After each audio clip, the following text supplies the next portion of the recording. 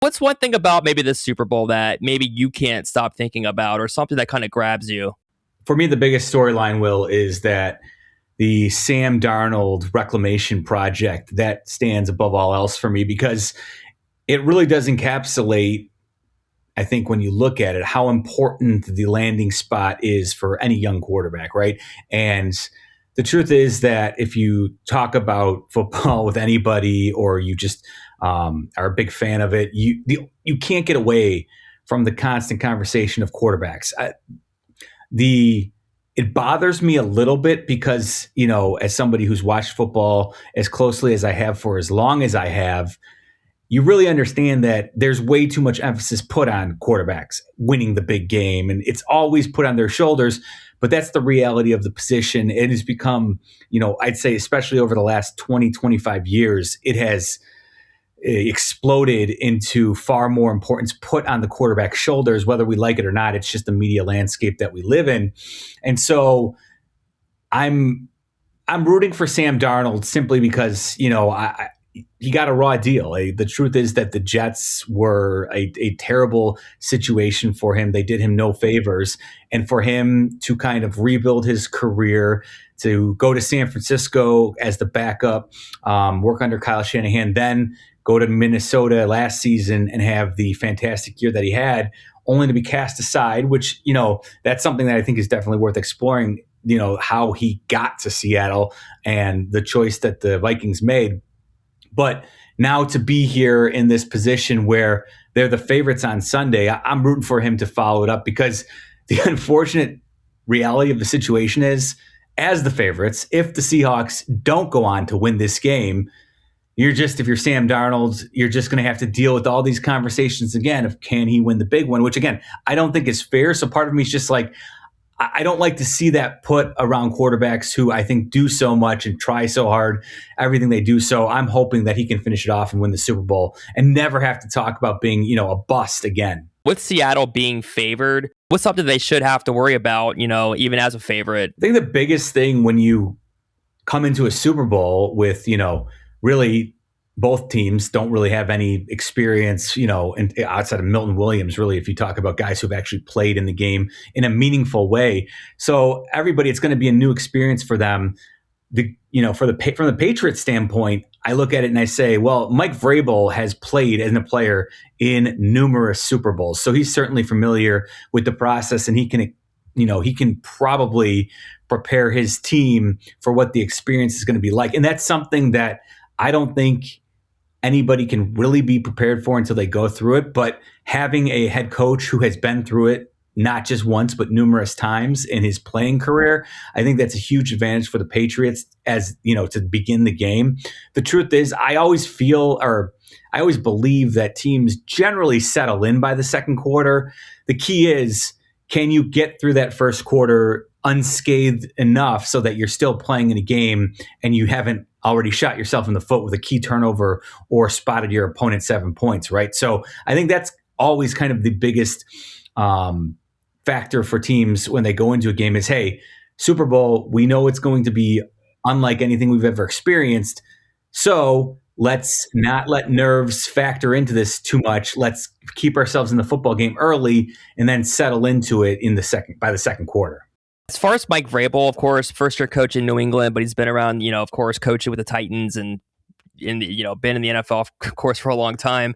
Him having been in the Super Bowl as a player some years ago now probably is definitely an advantage that he could kind of, give his team or kind of help knowing like how the situation is going to play out and everything. But maybe it's kind of like for both teams, it's kind of like this feeling of we don't know anything else. We're just going to play our game. This is how we got here. Maybe it's kind of one of those things where it's like either team, they kind of have maybe it's like a loose attitude, I guess, so to speak. Yeah. The truth, it's interesting because I think from the outside looking in, it's easy for us to say, nobody expects the Patriots to be here. To your point, I believe they were 60-1 coming into the season to make the Super Bowl. And the crazy thing is the Seahawks weren't that far off. They were both long shots to make the Super Bowl. Now, Seattle, I think if you put them under the microscope, those odds seemed a little bit more favorable to the bettors because they had won 10 games the previous season. So clearly they were making inroads, but there was a lot more uncertainty. Again, back to the Sam Darnold piece, right? Like, what could he actually do? Nobody really expected him to come in and lead them to a Super Bowl. But even though the Patriots, we look at them and say, oh, they're ahead of schedule, you also get back to, hey, and I have no doubt that this is something that Mike Vrabel is going to be preaching, because even though he was extremely successful as a player, he also, as a head coach of the Tennessee Titans, numerous times found himself in the playoffs in position where they thought they could actually make a deep run, and games would, playoff games would slip through their fingers, and all of a sudden, before you know it, you turn and, Mike Vrabel's being fired in Tennessee. So I have no doubts that, because I do think on a week-to-week basis, I think Mike Vrabel has always been and continues to be one of the best head coaches to keep his team prepared each and every week. So I think he'll have the Patriots ready and focused as much as they can be. The question is, can they stand up to, I think, a more talented Seattle team? Because I guarantee you, Vrabel's not looking at this as house money, right? Like, right. It's one of those things where in football, I think we always think, okay, this is something to build on. We look at Drake Maye being in his second year, and you're like, okay, this is going to be the start of a long successful run for him. But again, I'll look through the annals of history for pro football, and Dan Marino in his second season got to the Super Bowl. They lost to the 49ers, a lot of people, and he had an epic season. In fact, one of his, I think it might have been, when all is said and done, his greatest season ever as a player.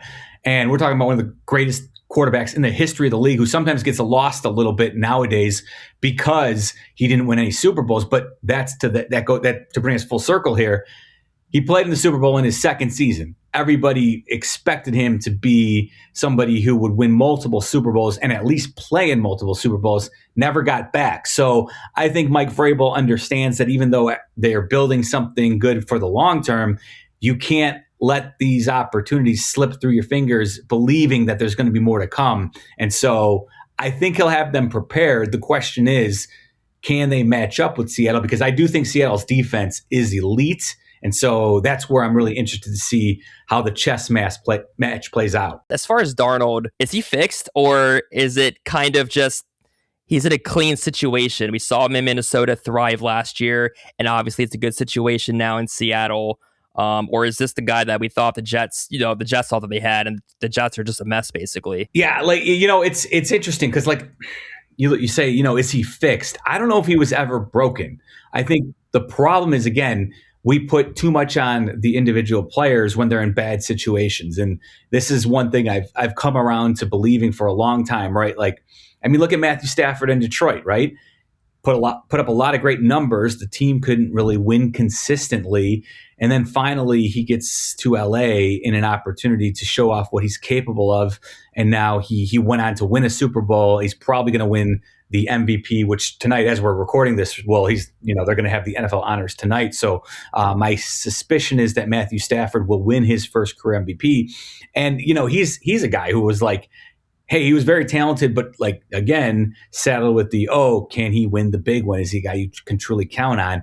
I think what we're seeing now more often than not is there's a lot of talented quarterbacks in this league, but they need to be if they're put in good positions, advantageous positions, good offensive schemes with good play callers who understand modern offense, which, from a bigger picture, think about Sam Darnold, right? He went to San Francisco to be the backup to Brock Purdy in Kyle Shanahan's system. From there, he goes to Minnesota in Kevin O'Connell's system, which again is similar, same system for the most part, gets an opportunity to start there and plays phenomenally well last year until the last two games of the season, which completely, go about as poorly as you could have anticipated they could possibly go. And so that put the Vikings in that weird position where it was like, well, we just drafted J.J. McCarthy with a first round pick. We're invested in him. Do you really want to, franchise tag Sam Darnold and then blocks J.J. McCarthy? And they were in a weird position. I think in retrospect, everybody would say, yes, absolutely. you should probably go with the guy who won you 14 games and figure it out from there. We'll see if that lesson is learned in the future by other NFL teams, or, it's one of those rare situations where it never happened in the history of the NFL prior to this. So I don't know if it'll happen again, but I just think Sam Darnold finally had an opportunity to play in a system that complemented his skills, didn't ask him to do everything. The truth is that all these great offensive schemes that we talk about, everybody talks about Kyle Shanahan and Sean McVay and their tree, but this is now going on. We're talking about almost essentially 50 years. Bill Walsh was the modern innovator of what we currently watch in the National Football League. The original architect of the West Coast offense that he created originally in Cincinnati, believe it or not, when he was the offensive coordinator under Paul Brown. So that was in the late 60s, early 70s that Bill Walsh did that. Then went out and got his opportunity as a head coach in San Francisco in the late 70s, early 80s. And then now we see all these years later, after Mike Shanahan, Kyle's father, was offensive coordinator under Bill Walsh in the mid 80s.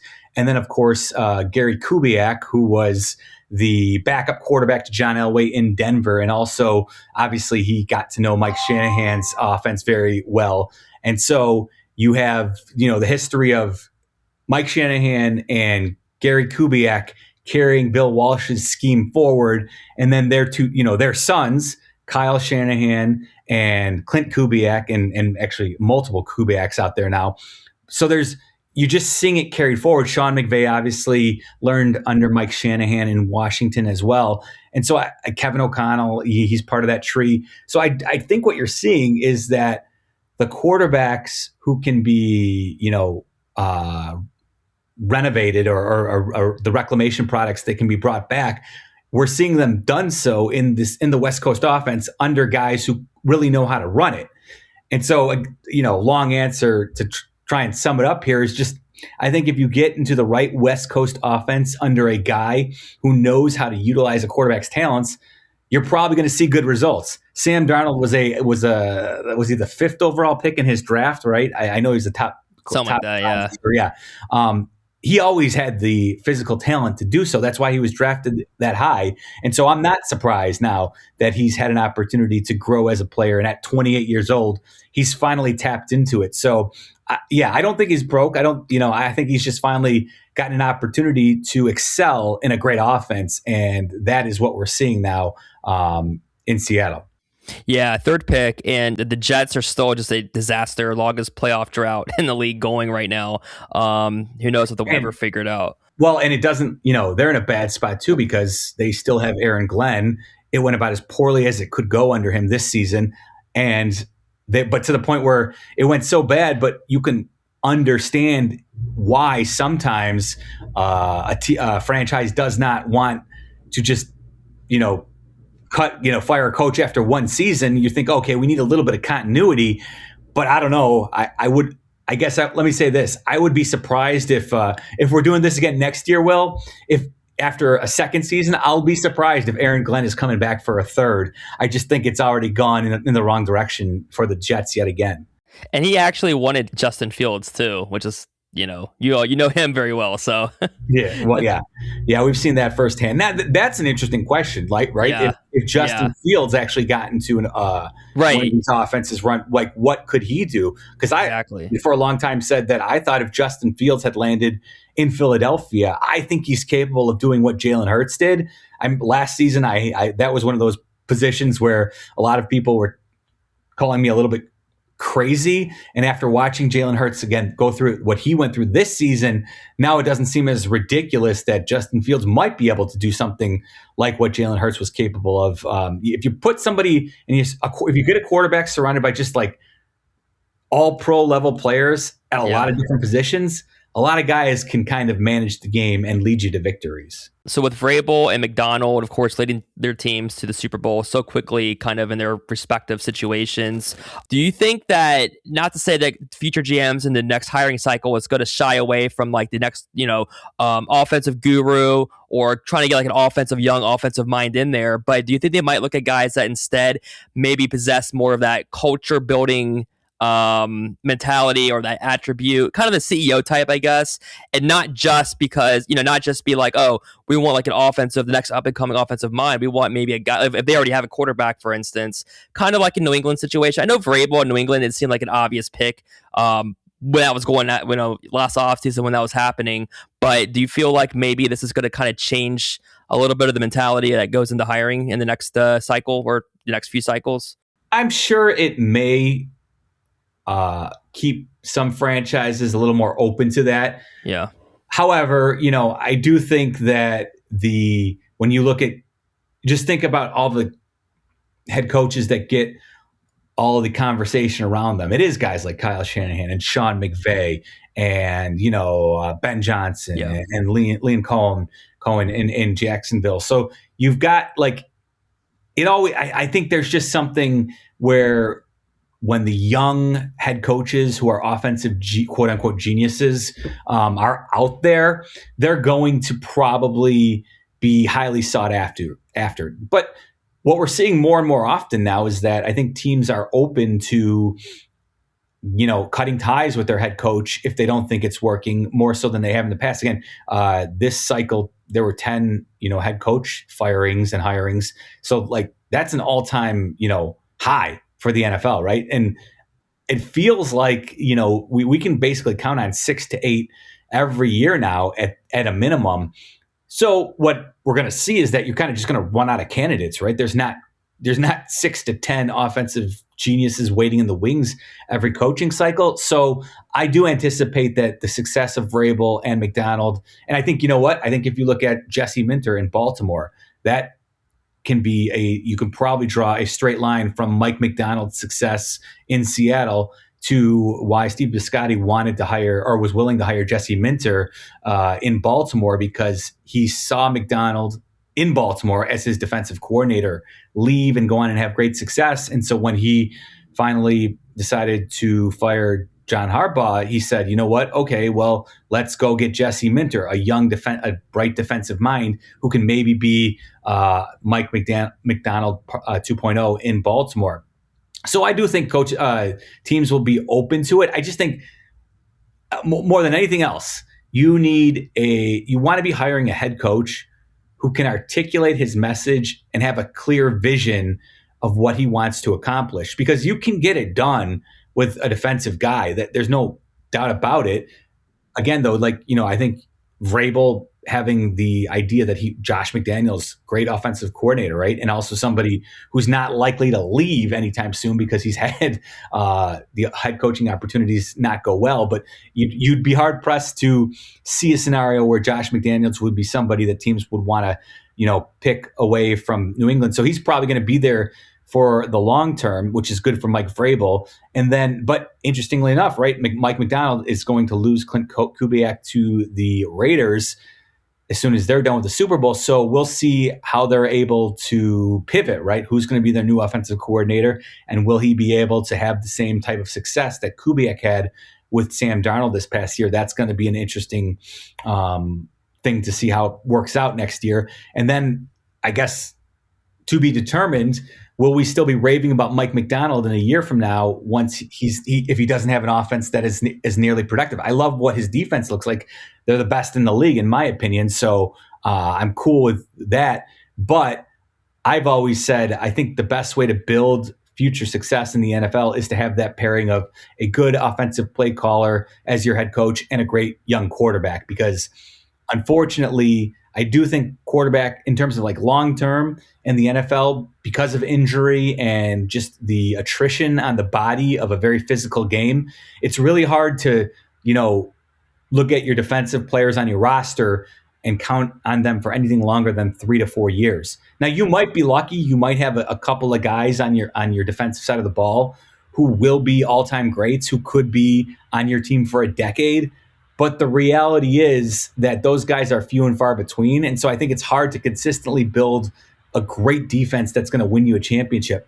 But because of the way the rules protect quarterbacks, you can consistently say, if we build a great offense, we should be in the playoffs year after year. And then if we can get, a good enough defense to complement that, well, then we should have some success. So for the long haul, that's my preferred way of building a football team. Unlike back in the 80s and 90s when you could truly build an elite defense that could help you win a Super Bowl almost single-handedly. At least in New England's case, being an underdog, having a guy like Vrabel kind of play up that underdog mentality, or I'm sure they're playing that up as much as they can. You think there's a better coach kind of built for that kind of mentality? What are the few? I feel like there's a few that you could name for sure, but I feel like Vrabel's one of those guys, though. In terms of, I don't know, I'd be hard. Maybe you can convince me there might be one or two guys who would be on par with Vrabel, but and it's not even just his mentality of getting his guys, ramped up and ready, because that's something that I always feel like that's just visually, we look at him. He's a hardcore defensive. We look at him and everybody who, is older than like 25 years old remembers him as a linebacker catching touchdowns, as a third tight end on the goal line for the Patriots. So you have that mix and you're like, that guy just like, he's a football coach who will, get you riled up and ready to play a football game.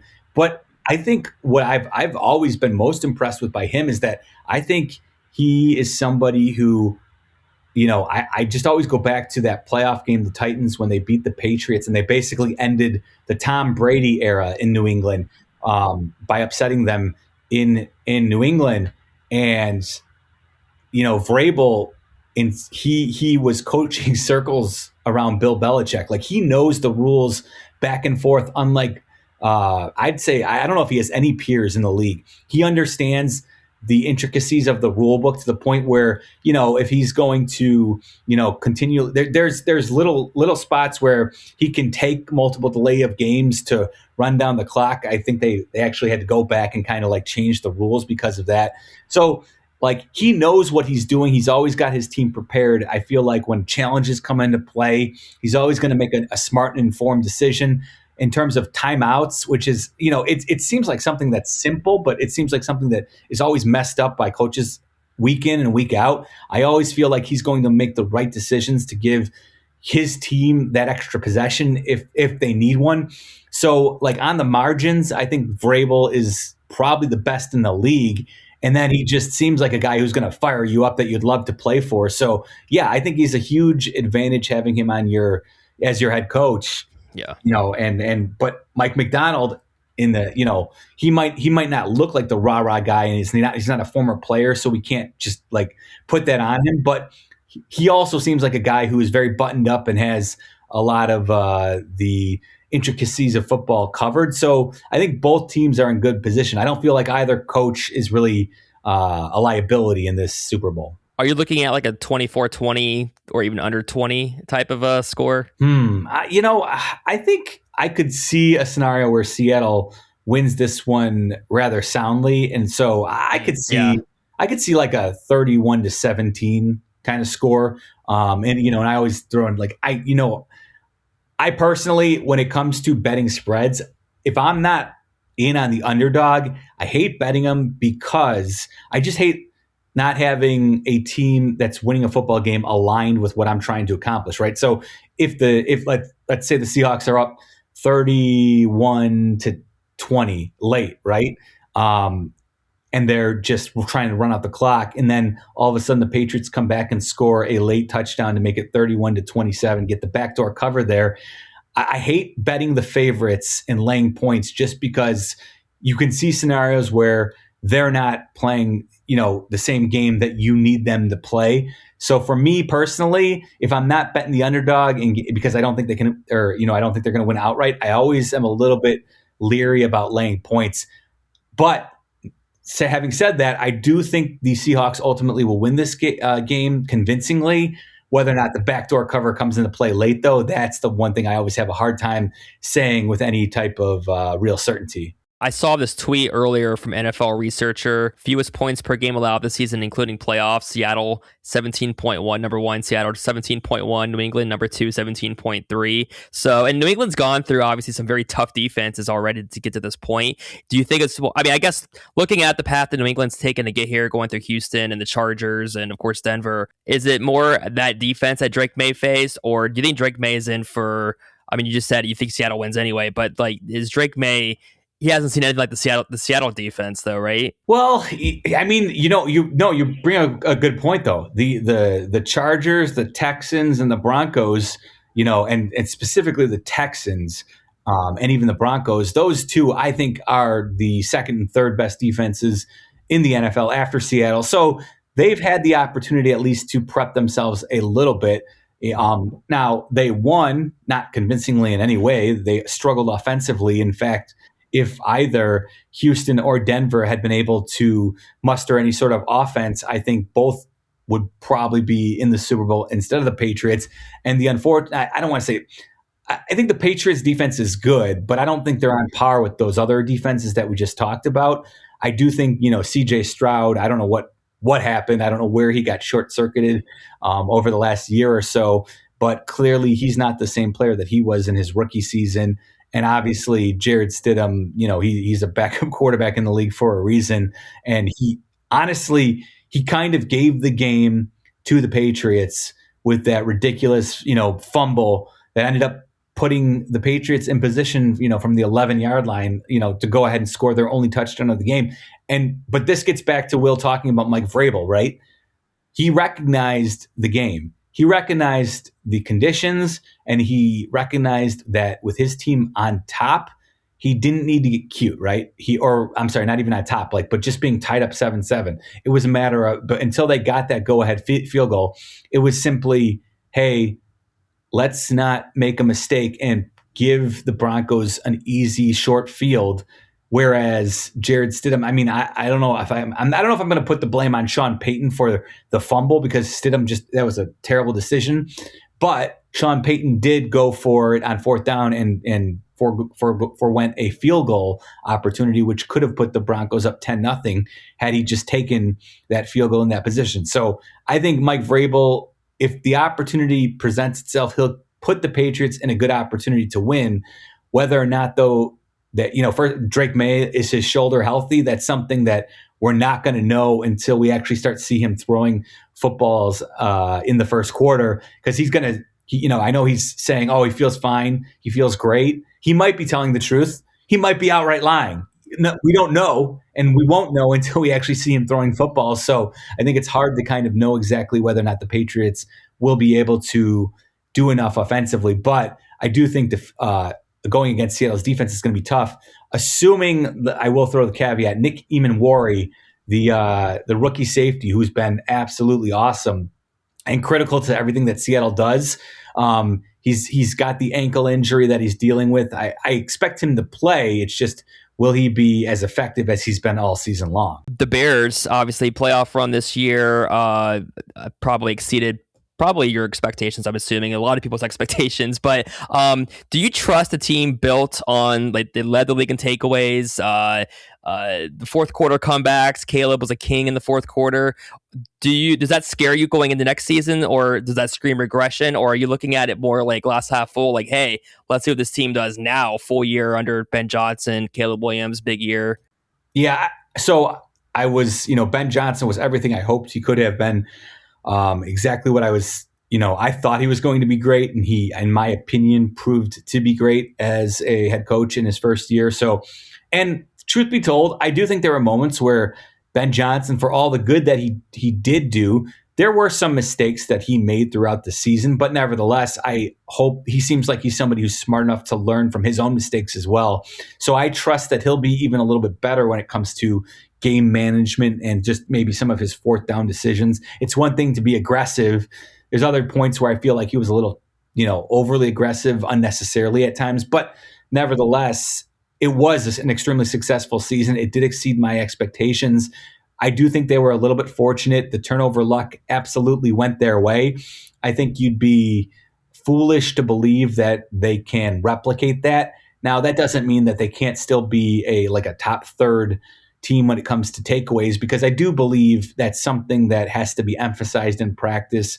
And, if you have that type of mentality, you're more likely to come through when the opportunities present themselves. Lovie Smith's tenure as the Bears head coach, I think, is proof that that can happen. But, leading the league, that's a different story. That sometimes you need to be fortunate. I'm not sure that the Bears will necessarily be able to replicate that. But when the defense wasn't taking the ball away, they weren't stopping anyone for the most part, usually. And so I do think they can get better defensively as a whole in terms of stopping the opponents, which will make them a better team. Again, they may not create the takeaways that they did, which there, to your point about regression, would certainly be something why they might not replicate the same record that they had. However, I think Ben Johnson and Caleb Williams, in all likelihood, should get better in year 2. And I do think there's still a lot more progression for Caleb Williams. I think